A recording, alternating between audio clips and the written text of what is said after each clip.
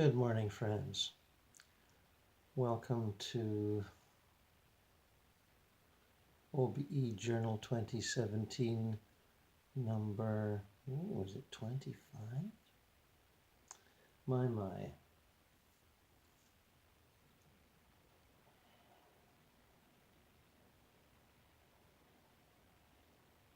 If you're following in sequence, as some of you are,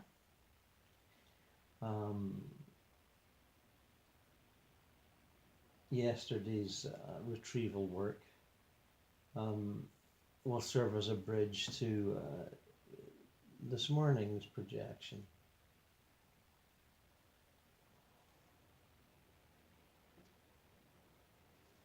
So whether you are listening to the story as it comes out of my mouth and words, or you're following along, doing your own projection or your own style of projection,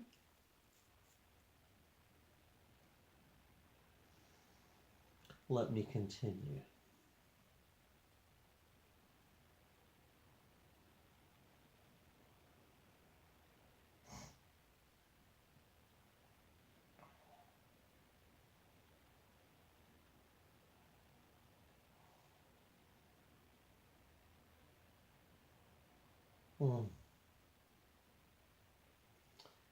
Okay, I am projected to the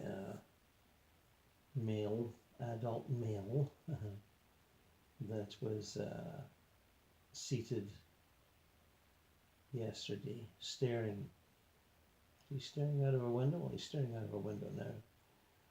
And I think at this point he's seen his dead body slumped on the floor.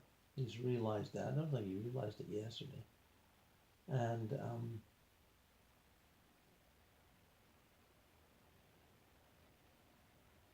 drug addicts, opioids and heroin and, that sort of a thing. Cocaine's the same if you do enough of it. Collapse through heart failure or whatever. And the body just collapses and the astral rises out of the physical in an unconscious state. And it's not what you would say inner directed, but it does it sort of automatically, as it were. At least it seems that way to me. And finds a position somewhere close by, but and at some point comes to some sort of level of consciousness that is well, I'm not even sure how you would describe it, but unaware of what has happened, what has transpired, and can be for quite some time. Not that dissimilar to people that are in serious accidents, car accidents, where they're projected out of their body almost instantly, as opposed to injuries, sustained injuries, where they bleed and might die in a few hours. The shock and the quick transfer can leave people very confused, and certainly the high of the drug, placing people in a state of unconsciousness, however pleasant the high may be, blocks that level of consciousness pretty well. So and there's no, as far as I'm concerned, there's no predicting when they're going to come out of that into even just a small increment of consciousness where they kind of perceive their surroundings and have an understanding of who they are, identity. This fellow is still staring out the window, and he's more conscious than when we saw him last. And I might be able to actually get his attention today. I'm not sure, but I'll have a go.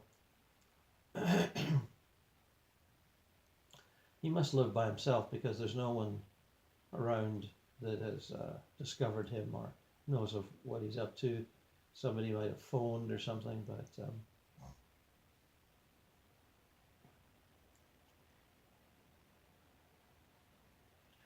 they certainly haven't come over to his place and insisted, you know, to the landlord or whatever on entry saying, my friend's not answering his phone, I'm worried. Nobody's done that yet. It can't be long though.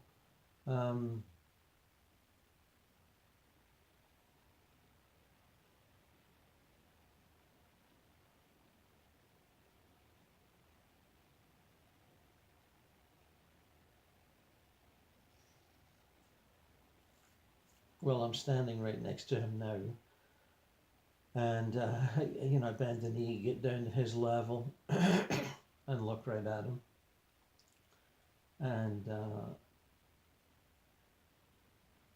say hello. And he sort of, watch my head, he sort of turns like this.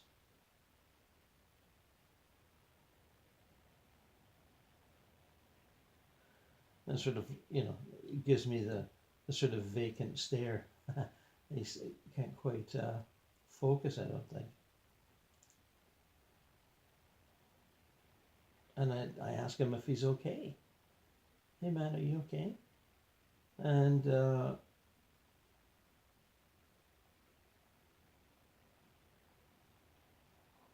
he's, you know, the head still turned and he's sort of gazing vacantly at me. Not sort of not giving any kind of a flicker to suggest that he's registering my presence on his radar, really. But I think I am on his radar, but he doesn't quite know what to make of me. I wasn't there before when he took his drug, but I'm there now, and he's trying to figure out how I got there, because I think that he locked himself in and, you know, didn't want to be discovered, yada yada yada, and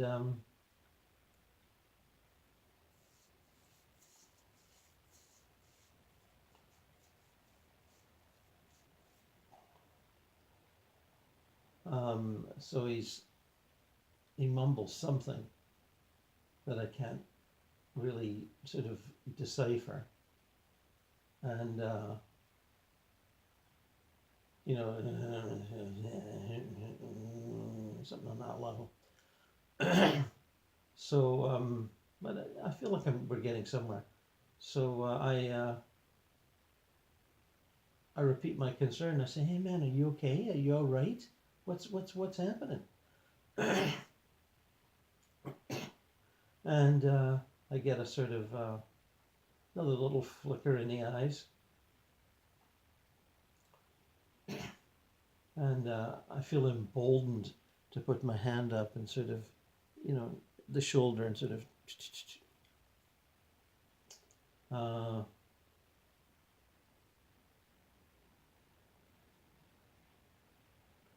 It reminds me of various heavy sleepers that I've known over the years, and you know, trying to wake them up, or, you know, seeing them in the morning when they're really doped up with sleep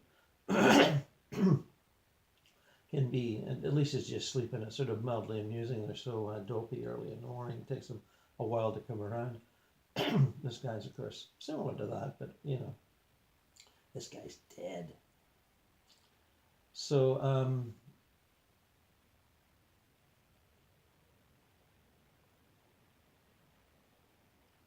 he said, man, wait a minute, the words are coming out. I don't know.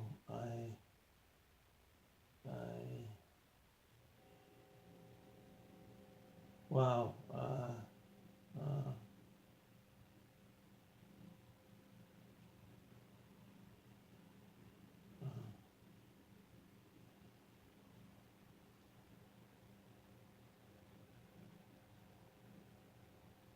Man, how long have I been out? He says. And I say, I don't know, man. I really don't know. I just got here, and there you were, just like, you know, like a zombie. And he said, yeah. Oh, terrible.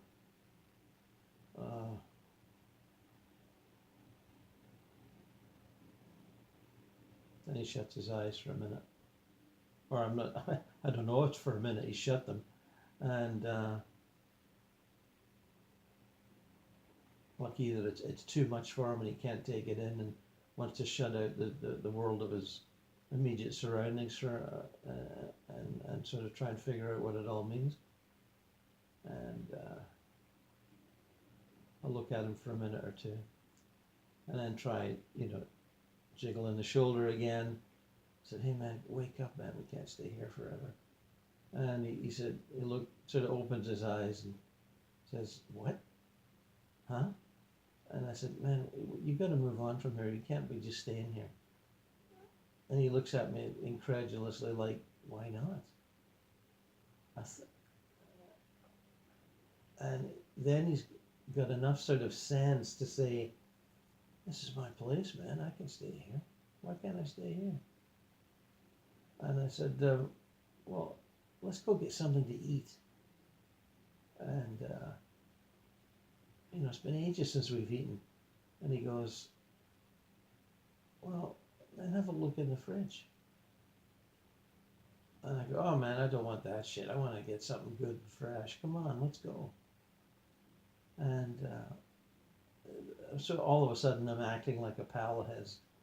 And banking on the fact that he's not going to remember that he didn't have anyone to do drugs with, or if he did, they're gone. I never thought of that. They might have did some and then left, and then let him pass out on his own, or maybe, they saw him die and were panicked. That's all possible. And he thinks I'm that person that panicked and ran off.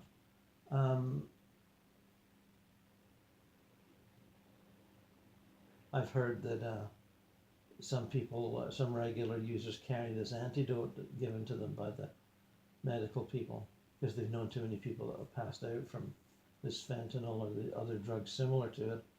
And but I think the person that was there didn't have any of that stuff and panicked and thought they were going to get blamed and took off.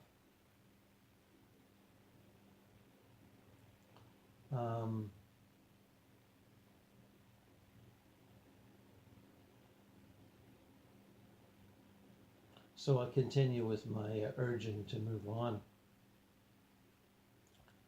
And I say, come on, man, let's go outside and get some fresh air and get a bite to eat.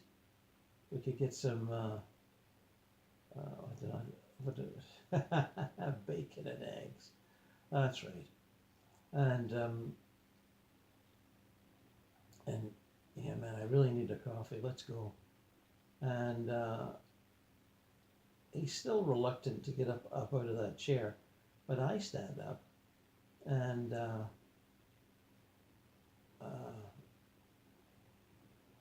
sort of look down at him and try to, without saying anything in particular, I sort of project some energy into his solar plexus. That's the chakra around the stomach area, and a little bit to the throat chakra too. I want to see if I can get him to actually talk about his state of mind. And speaking your truth through the throat chakra can be a challenge for some people. They'd rather not do it. It's a little frightening for them. So a little bit of energy to both of those. See if I can sort of stimulate them and catalyze our little journey here. And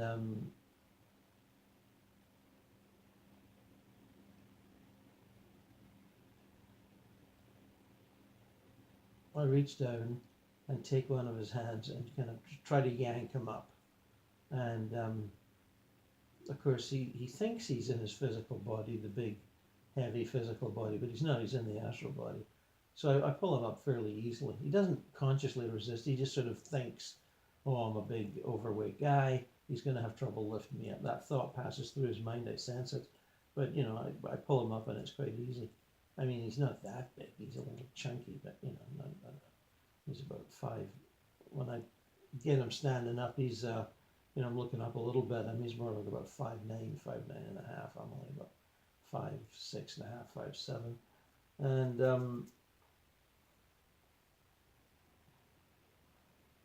he's up there, and I go, well, I'll get you up, man. Come on, let's go. You're fine.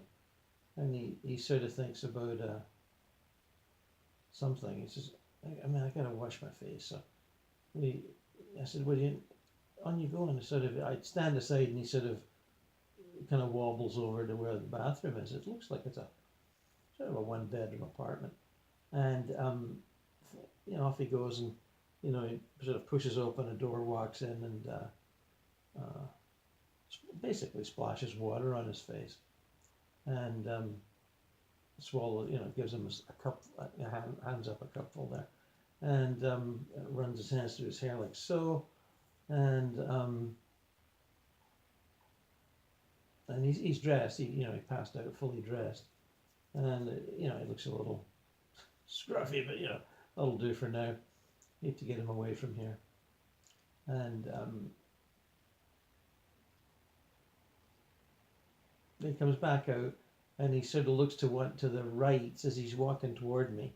He looks down and sees his crumpled body lying on the floor, and he says, "Man, who's that sleeping down there? Oh, has he been there a long time?" And I said, "I don't know. I just got here myself." I said, "Is it some friend of yours?" And he goes, "I don't know, man. I can't remember. It might be that guy that comes by once in a while. What's his name again? I can't remember the guy's name."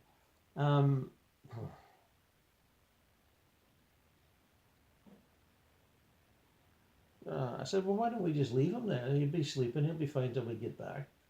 And I said, so I walk over a little bit, knowing what it is, and I look down. I peer down, kind of like, half concerned and half not giving a shit. And I said, "Yeah, man, he's real gone." And I said, "I'm saying, geez, it's fun." I look down and I look up and I say, "Geez, it's funny. He looks just like he could be like your brother." And then he says, "I don't have no brother." And I said, "Well, look, have a look." And the guy sort of peers down and looks at it and looks at it and looks at it. I'm just letting him see and let it sink in. And he goes, "Yeah, man, it is a lot like me. Holy shit, the guy does look a lot like me. Wonder how he got here. How the hell did that happen?" And I said, "Man, it's uncanny how much he looks like you."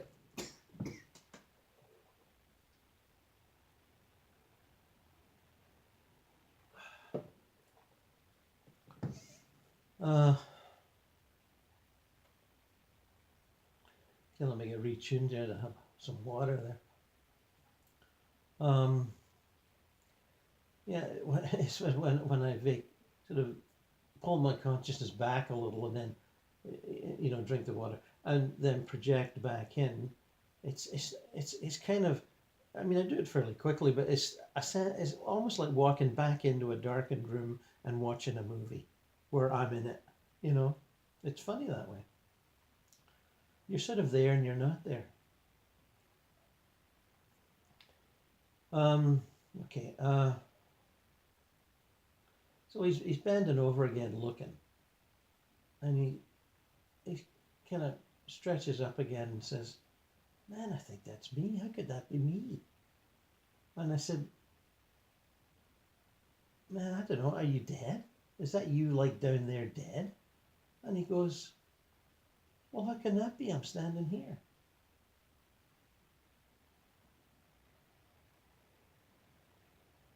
And so then I say, "Well, man, once I passed out, and I was standing in the corner of the room looking at myself, and I thought, man, maybe this is what happens when you die.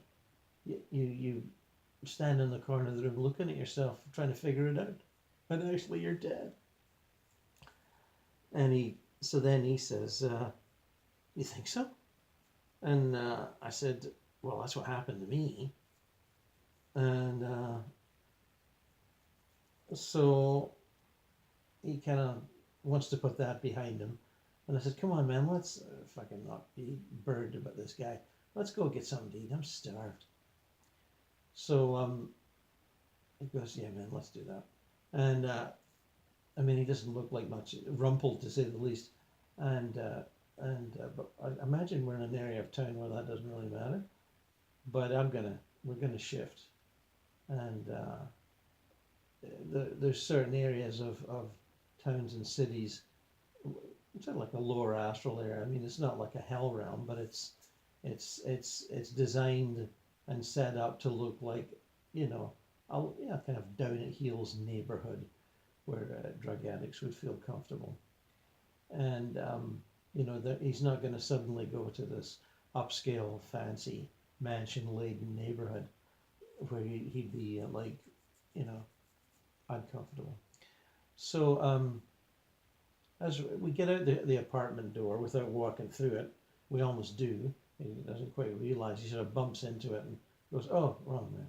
And then opens the door and out we go. And we're at the top of some stairs, and I say, "Man, you got to be steady here, man. Don't be falling down these stairs." Because he isn't going to, but I put the thought into him so that he sort of wonders about that. And while he's wondering about it, I put my hand on his forearm, and we execute, by my intention, a shift of levels so that we're not ghosts on the physical plane of his neighborhood where he, died a day or two ago, but we're going to a couple of levels up where we can deal. So we wind up, walking out into the street, down the stairs out into the street, and we are, in a level where it looks similar to where he lives, but not exactly the same. And like I say, I've been to these places before. I've got an unerring instinct, as a lot of guides do, about where to take them. So we're going up a street, around a corner, and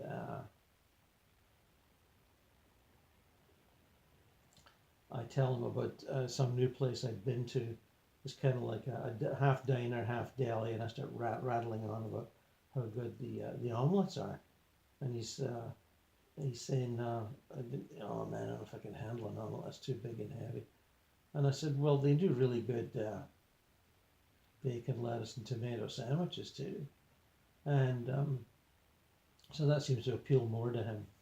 And then we come up, 100 yards away, we come across this place. It's a small diner type restaurant, looking kind of how you might expect it to. And there's some people inside, preoccupied with their breakfasts. And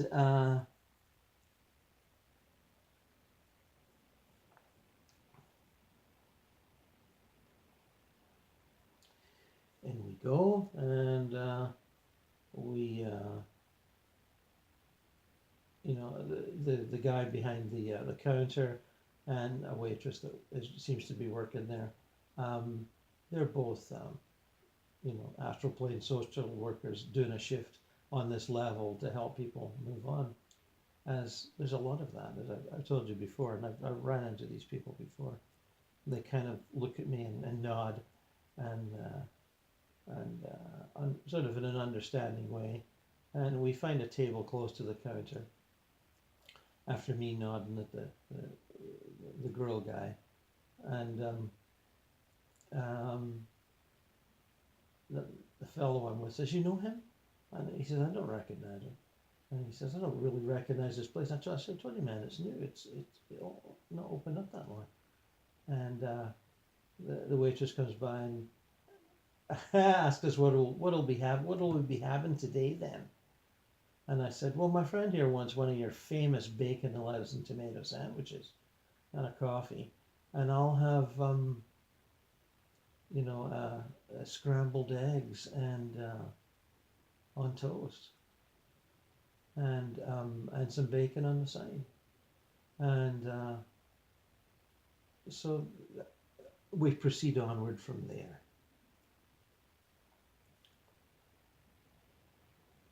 and I know that I've got him at this point.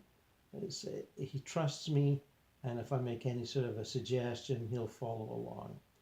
And after this, we'll go to a reception center, and maybe either now while we're eating, I'll clue him into the fact that he's dead, and just by chatting away and reminding him of the body up there, and he'll come around and we'll move him along.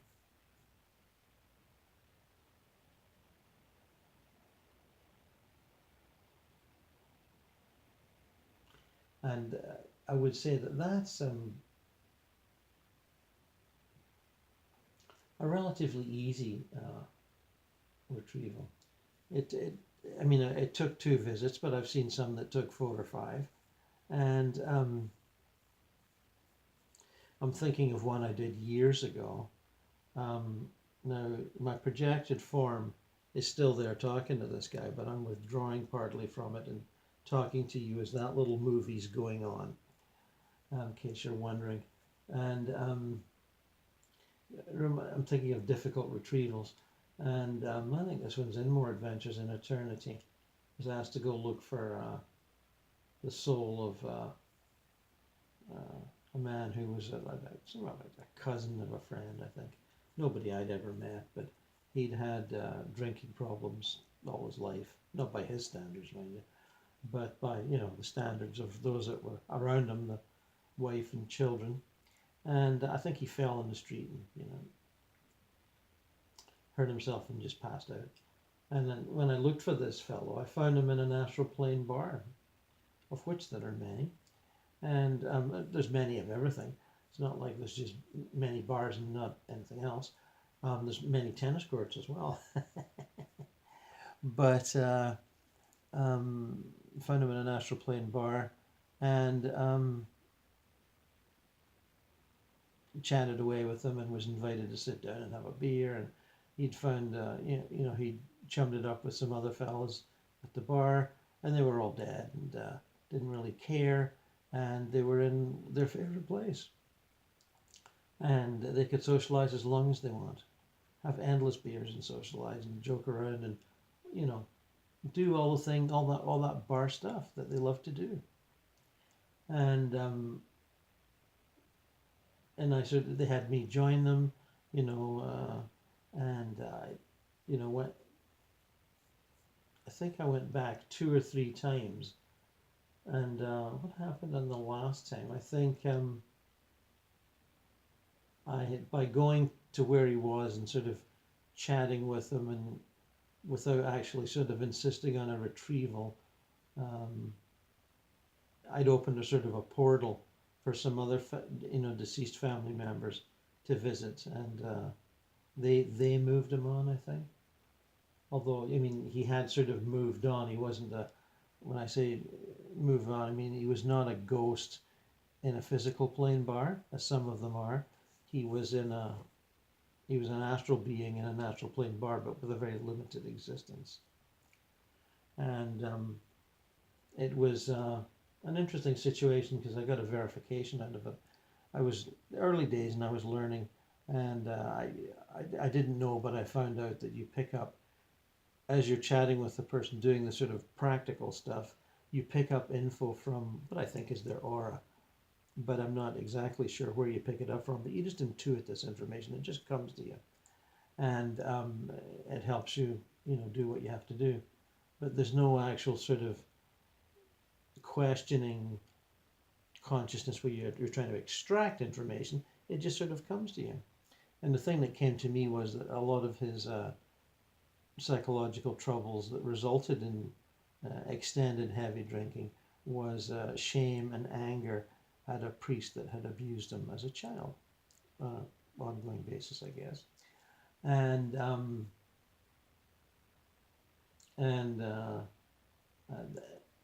that specific bit of information was communicated later to the person that asked me to do the retrieval, and they didn't know that story. But on a later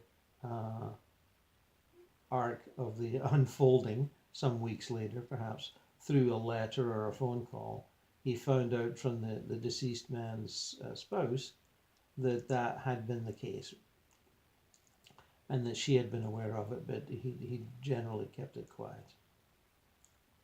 I think that's how the story went. But anyway, it was a nice little bit of a verification. You know, you get information and you find out that it's true. And you'll get those if you need them. And when you're starting out, you usually do.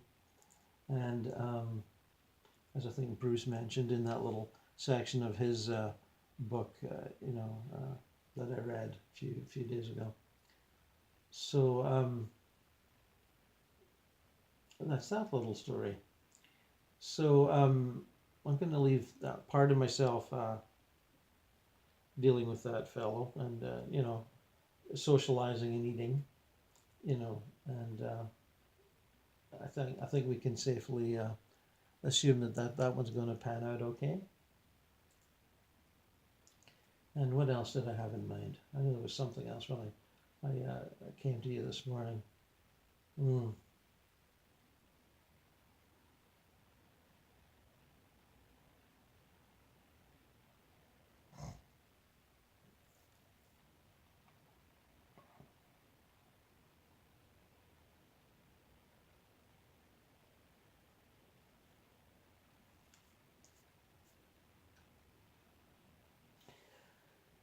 Yeah, I'm going to move on to maybe another sub-level up. Couple maybe. It's not exactly what I'd call paradise, but it's it's the astral plane. It's a little better than where we were before, a little nicer, but still fairly recognizably Earth-like.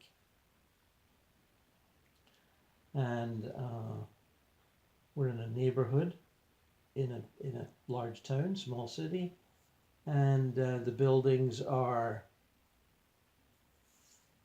conventional homes, places that look like they are stores or once were stores. Some of them are boarded up, some aren't.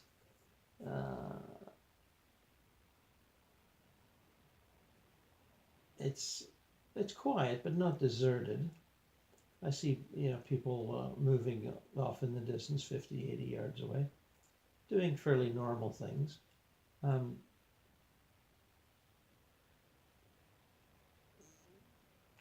Two women standing talking outside the entrance to a house. Fairly, conventional entrance.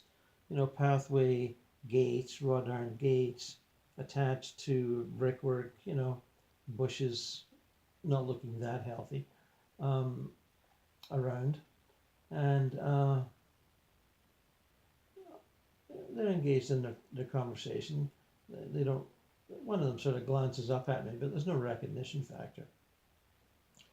And so they can continue with their conversation, and basically don't pay any attention to me as I walk by. And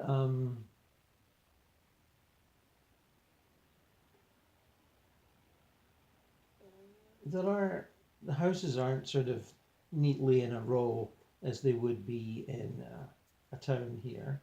There's gaps and sort of ground that is grassy, messy sort of ground that is more like a field than a lawn between them, and there some not too healthy looking trees, and then the next house,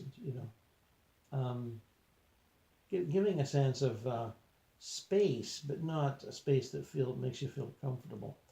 A space that makes you feel a little edgy because you're wondering what happened. The place just seems a little, badly planned or whatever. And we're heading for a pub that I've sort of sauntered by and gone into on the odd time in the past, and it looks very much like a pub that's been converted from a house. You sort of go up to this house and you go in, and there's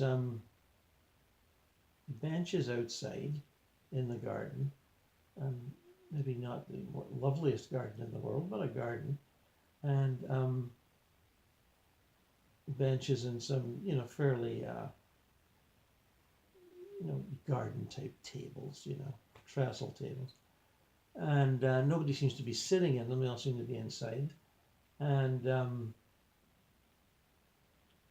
it's a sort of you get this feeling it's like a cool, cloudy day. I didn't really look up at the sky, but I'm looking up now and it is sort of grey and a little on the chilly side, but not terrible. And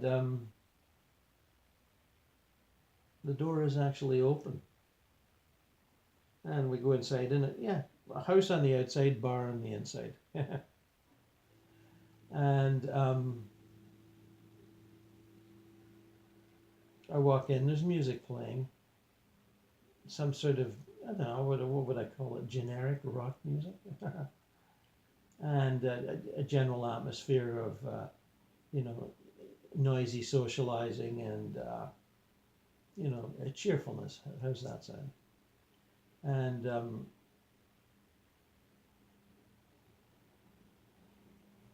I go up to the bar. Quite a few people around, although no one actually says anything to me. I look the part. Casual clothes.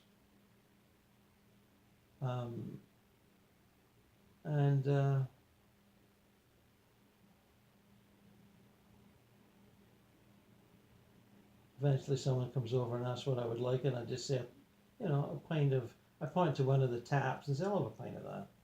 And this young woman serving, and I can see a fellow farther on down the bar, and I can tell. Well, I know from being here before that they're not, astral plane helpers doing a bit of social work on a lower level, trying to help people move on to a better place. They seem to be dwellers of this level, comfortable to some degree in their, newfound status, and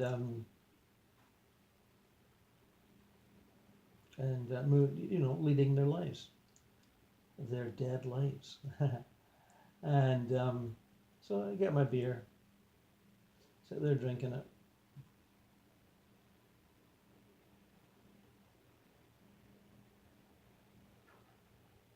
Sipping, getting settled.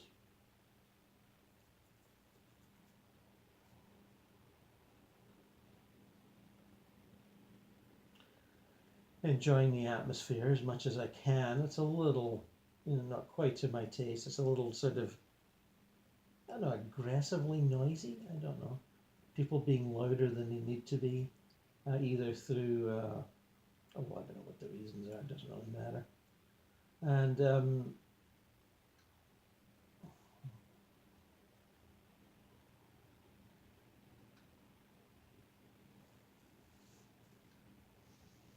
fella comes up beside me and asks how I'm doing as he's waiting to order his beer. I tell him, "Oh, fine, thanks. How yourself?" And he's kind of like, "Oh yeah, just fine." And he asks me if I'm new about these parts. He sort of senses I'm a visitor. And I said, "Yeah, I was just passing through." And stop in for a beer. And I sort of, he said, "You thinking of moving here?" And I said, "No, not really. Just I like to come by once in a while." And I said, "You live here?" And he goes, "Yeah, a few blocks away." I said, "You like it here?" And he goes, "Yeah, it's not bad. It's a little, it's a town that could use a bit of an upgrading, You just look for yourself. You can see a lot of things need to be fixed and aren't getting done." And I say, continuing the conversation, I say, the council a little slow on the uptake in this town. And he goes, yeah, I think so. So I never see anything getting done. And he doesn't really seem to care that much, but he's, passing the time with me. He's learned to live with his neighborhood, I guess.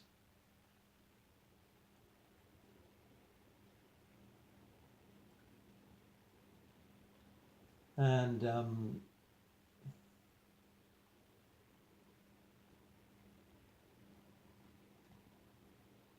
the fella comes up, he, gets a tap, and they obviously know each other, and chat while the fella's pouring the beer, and he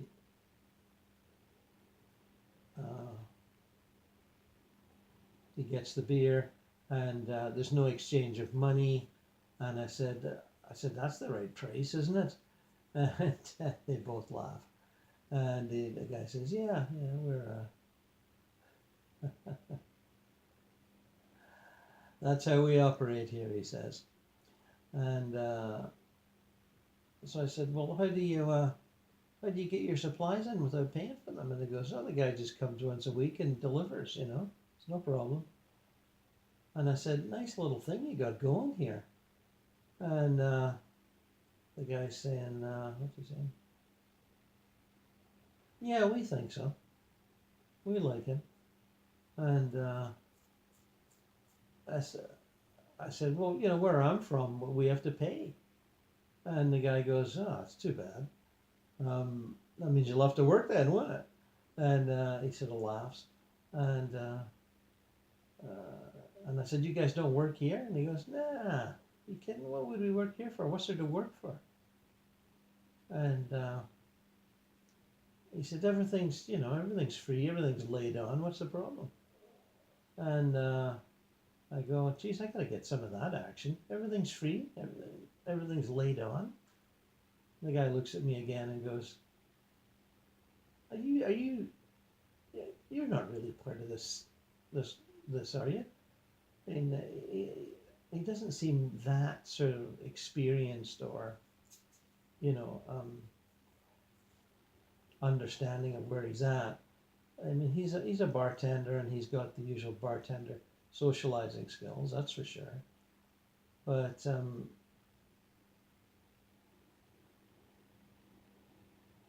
he said, now he's looking at me and that, you're not from here, way, are you? And he says to me, the bartender that is, you're not still alive, are you? And I go, yeah, I am. And he goes, well, no wonder then. That's the problem. You're still alive. That's why you're still like doing all that stuff back on Earth. You should come here, man. He says, way more fun. And I said, well, how do I do that? And he goes, well, how are you doing it now? Oh, this dumb act's not really getting me anywhere, is it? And I said, well, I just fell asleep and found myself here. And he goes, oh, well, man, that's what's happening. You're asleep and you're here. And then while you're dreaming about it, while you'll wake up and you'll just disappear. He said, we get people like that here. They come in and they act all friendly and sociable, and if we turn around, they've disappeared. And finally, we figured out what was going on, and that's fine. Don't worry about it. And he said, enjoy your beer.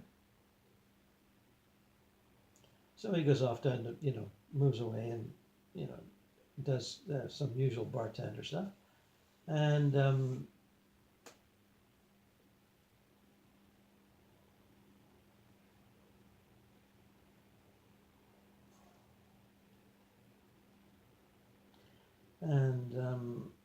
nobody else seems to be paying that much attention to me. Not that I particularly want them to, but I thought we'd come in here and socialize a bit and get the measure of the type of souls that live here, and a greater understanding. And just as I'm sort of thinking that thought, a lady appears at my side, and standing next to me and says, hello, how are you doing? And I said, oh, I'm pretty good, thanks. Yourself? And she says, "Oh, we're just fine tonight. We're just having a ball." And she kind of glances over a table, and there's, I think, three other ladies sitting there. Seem to be early middle age, out on the town for the night, having fun. As we turn to look at them, they're sort of laughing at a shared joke. And the lady that's with me orders, when the bartender appears, who knows her, calls her Joyce. Joyce asks for three gin and tonics. No, four gin and tonics. And I thought, oh, I'm thinking to myself, never did like gin. But she orders them and jokes around at the bartender a bit. And then, he prepares that for them and puts it on some little tray that she then gets ready to carry. And she, what does she say to me? You on your own then? And I said, yeah, I'm just passing by. And she says, you don't look like you belong here. And I said, well, really, I don't. I think I'm asleep and I'm dreaming that I'm here. And she goes, oh, you're one of those. She said, what's it like on Earth these days then? And I proceed to tell her, bits and bobs about world situations and society, different things I think she might be interested in, and all the different things that you could talk about. And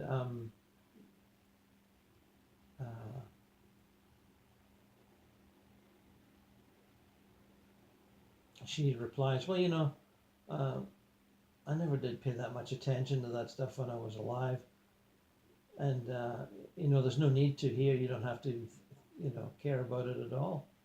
It's all just like a dream now, a bad dream. And I said, yeah, it is a bit like a bad dream, life on Earth, no question there. And she said, well, she sort of indicates that I'm welcome to join them at their table if I wish. And I said, well, maybe another time. Thanks for the offer. And I'll have to move on now. I've got places to go and people to see. And she just laughs. And she says, well, we'll see you later then. And she goes back to her friends and passes their drinks. I watch them pass their drinks, and they just continue on. And I'm thinking to myself, well, no action here tonight. And drink some more of my beer. Bartender walks by, and I said, well, thanks for that, and I'll be going now. And he said, well, nice to see you. Come on by again another time. And I turn around and walk out. And when I get out into the garden area with the benches and the tables, there's still nobody there. And I just disappear.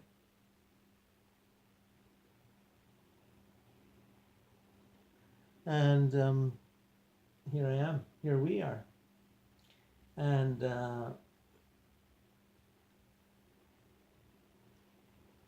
that's a couple of examples of what can be done. And even if you're not doing very much. And I've had experiences at that bar where people will leave with me because they're a little tired of the lifestyle. That's, they're intrigued with my tales of the paradise worlds and how beautiful they are. And, some of them just want to hear about it. And others are willing to come and check it out. Because there's a low level of understanding on these levels. And people don't quite get that you can move around a lot. They're not really travelers. They probably weren't travelers when they were physically alive on Earth, and they've taken that habit over with them. and they're happy enough to have a life that's reasonably pleasant without the stress of work or worrying about not having any work. You know, a very sort of day-to-day existence. Not fabulous, but not horrible either. And a few of them want to move on and don't know how, don't even have a notion about how you could move on or the fact that you could move on. And that, you know, there's moving between the levels, you know, there's a lot of that, and we try to facilitate it when we can. And you'll find yourself doing things like this. And you might not quite get what you're doing, because when you're with people that are sort of fairly attuned to the fact that they're dead, they don't think about it very much of the deeper significance of it all. They're just more kind of relieved, like, oh well, I'm still here, and there really is an afterlife, and you know, they just sort of get on with it and don't talk about it very much. And it can be like that for what we would perceive as years. And I will leave it at that for today, and wish you all well, and see you tomorrow.